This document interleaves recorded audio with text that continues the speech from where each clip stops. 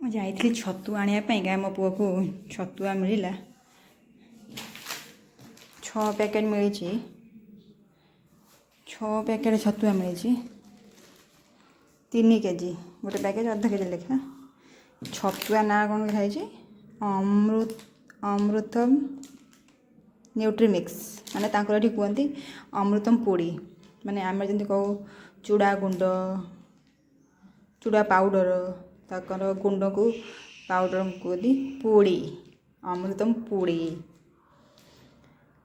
ମୋତେ ମିଳିଥିଲା ମାର୍ଚ୍ଚ ମାସରେ ତାପରଠାରୁ ବିଲକୁଲ ମିଳିନାହିଁ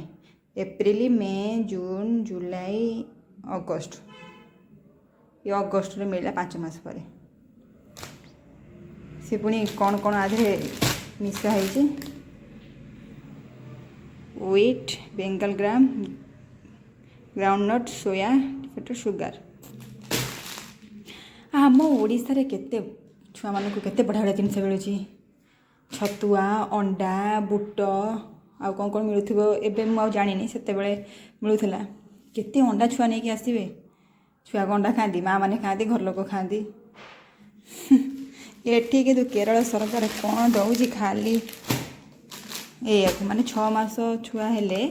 6 ମାସଠାରୁ ଏହାକୁ ଖାଇବ 6 ମାସରେ ଦେଉଥିଲା ସେତେବେଳେ 2ଟା ପ୍ୟାକେଟ୍ ମାନେ କେଜିଏ ଦେଉଥିଲା 6 ମାସରେ ତାପରେ ପୁଣି ଟିକେ ଯଦି 9 ମାସର ହେଲା ତାପରେ ପୁଣି ବଢ଼େଇଲା 4ଟା ପ୍ୟାକେଟ୍ 2 କେଜି ତାପରେ ବର୍ଷକ ପରଠାରୁ 6ଟା ପ୍ୟାକେଟ୍ ମାନେ 3 କେଜି ଆମର ସେଠି କେତେ ଛୁଆ ପାଉଛନ୍ତି କେତେ କ'ଣ ଜିନିଷ ଏଠି କିଛି ନାହିଁ ଖାଲି ଏହାକୁ ଧରେଇ ଦେବେ ଯେତେବେଳେ ମୁଁ ପ୍ରେଗନେଣ୍ଟ ଥିଲି ମୋତେ ସେତେବେଳେ ମିଳୁଥିଲା ଗୋଟେ ଅଟା ପ୍ୟାକେଟ୍ 3 ମାସ ପରେ ମିଳିବ ପ୍ରେଗନେଣ୍ଟ ଓମେନ୍ ମାନଙ୍କୁ କିନ୍ତୁ ମୁଁ ଜାଣିନଥିଲି ମୁଁ 4 ମାସରେ ମୋତେ କିଏ କହିଲା ତାଙ୍କରି ଘର ଲୋକ ମୁଁ ଯାଇକି 5 ମାସରେ ନେଇକି ଆଇଲି ଗୋଟେ ଅଟା ପ୍ୟାକେଟ୍ କେଜି ଖିଆ ଗୋଟେ ମାଣ୍ଡିଆ ପାଉଡ଼ର କେଜି ଖିଆ ଗୁଡ଼ ଅଧ କେଜି ଗୁଡ଼ ମାନେ ଗୋଲିଆ ଗୋଲିଆ ଗୁଡ଼ ମାନେ ମୁଣ୍ଡା ଗୁଡ଼ ସେଆକୁ ଅଧ କେଜି ଆଉ ମାଣ୍ଡିଆ ପାଉଡ଼ର କେଜିଏ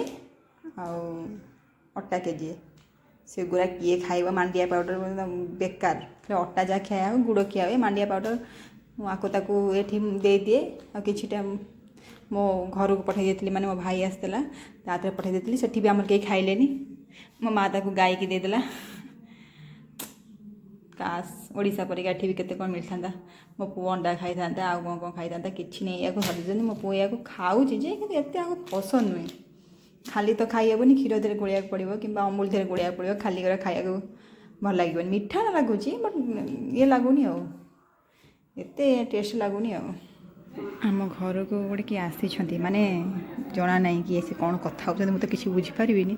ଗୋଟେ ଲୁଚିକି ଠିଆ ହେଇକି ଦେଖୁଛି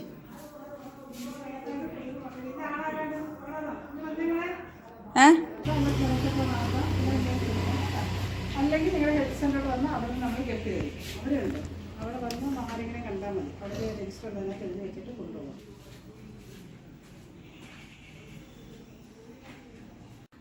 सी जो आसी थे मुझे जी बुझीपारि सी हूँ हेल्थ सेंटर नर्स आउ डॉक्टर से जो झीटे से डॉक्टर और से जो साड़ी पिंधे सी हूँ नर्स मैंने मुझे देख मुझे गोटे देखला बेले लगुच से जो शाढ़ी पिंधे देखला बेले लगे एक्चुअली आसते जो कुपी कुपी कहते कुपी माने हूँ बटल ये जो बटल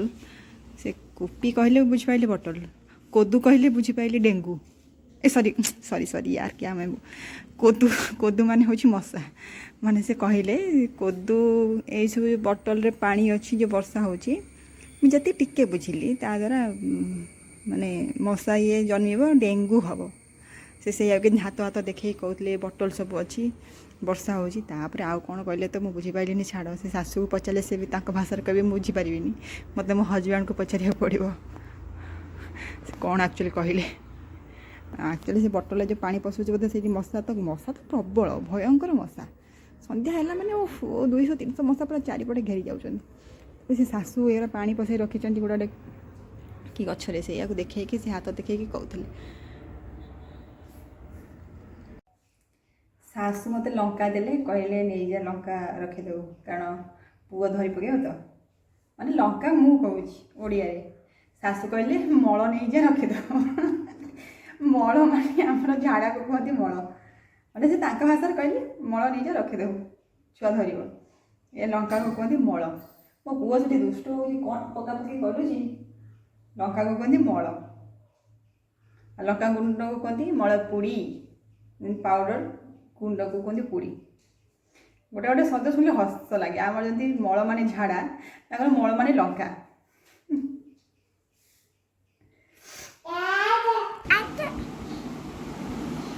ଆମେ ମା ପୁଅ ଯାହା ଖାଲି ଓଡ଼ିଆରେ କଥା ହେବା ଆଉ ନା ବାବା। ମୁଁ ମୋ ପୁଅକୁ ଯାହା କହିବି ମୋ ପୁଅ ବୁଝିବ, ଆଉ ତ ଟିକେ ବୁଝିବା ପାଇଁ ନାହାନ୍ତି। ତାଙ୍କ ଭାଷା ତ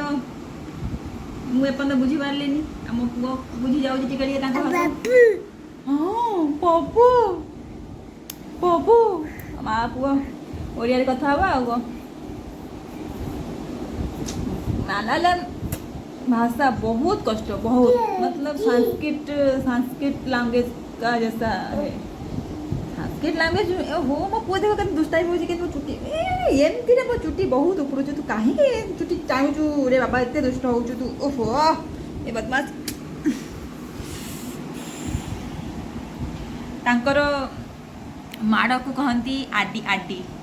आम कहबू माड़ दबू माड़ मारू कहते आडी। पुआ से शिखी जा कौन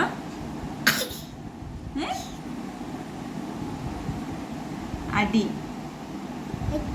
हाँ यहाँ मो पुआ शिखी जा टे शिखी जा भाषा टे कहीदे। हाँ हाँ यहाँ हूँ कथा पुआ तो शिखीज कारण सी एना तो सब शिखिया बयस, छोट पिला वर्षक छुआ। मुझे बहुत कष्ट, मुझे शिखी पारनी बोले मत केते कथा कहते एत वर्ष है कि भाषा शिखी पारुनु। बहुत कष्ट मालयालम शब्द भाषा एडे बड़ बड़ लंबा लंबा तो मन रोनी। तो कौन तुम सहित कथा हे केवल हजबैंड सहित जहाँ मुझे कथा हुए माने हिंदी रे कथा हुए। हजबैंड ओडिया बुझीपारती, से टिके ओडिया भी कहीदेवे, मुझे हिंदी कथा हुए, से मत बुझाते।